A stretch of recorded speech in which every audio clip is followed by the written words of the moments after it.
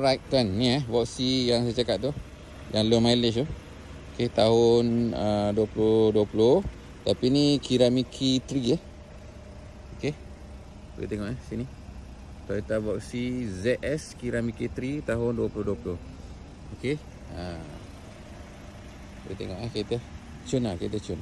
Saya recommend lah kereta ni sebab low mileage. Condition luaran pun cantik, grade pun cantik kereta ni. Boleh tengok Kiramiki 3 ni dia datang memang ada half leather seat dia. Kalau Kiramiki 2 dia belum ada lagi. Dia belum ada leather, belum ada leather. Dia fabric je semua. Okay, yang ni dia half leather seat. Tengah-tengah ni dia macam sweet leather sikit. Okay, 8 seater lah. Ni memang ada sebiji 8 seater. Okay, kereta ni memang datang original, ada curtain apa semua lah. Interior dalam semua black. Cun lah kereta ni. Interior black. Okay, kereta ni kita belum buat touch up semua lah. Belum buat touch up, belum buat polishing apa semua. Okay, kita tengok sikit dalam belakang dia.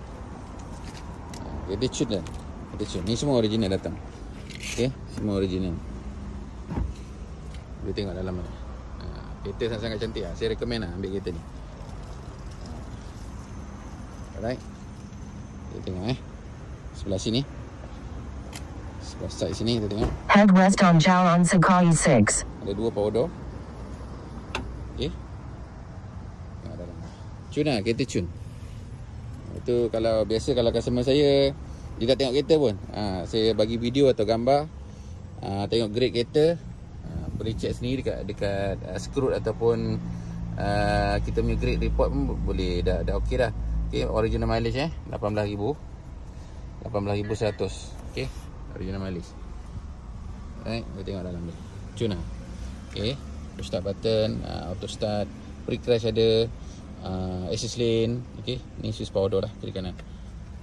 Alright, kereta cun, saya recommend. Auto cruise semua ada. Okay, kereta cun tu, insyaAllah. Tayar kita tukar tayar baru nanti 4 biji. 4 nanti kita ganti tayar baru. Okay, sebelum kereta keluar kita tukar tayar baru. Don't worry, kita buat full service, everything. Okay, warranty 8 tahun warranty, engine part, gearbox, ECU semua. Okay, kereta kita buat cun-cun lah insyaAllah. Kalau tuan okey, kita boleh proceed je ni, tak ada masalah. Submit loan dulu ke macam mana ke. Alright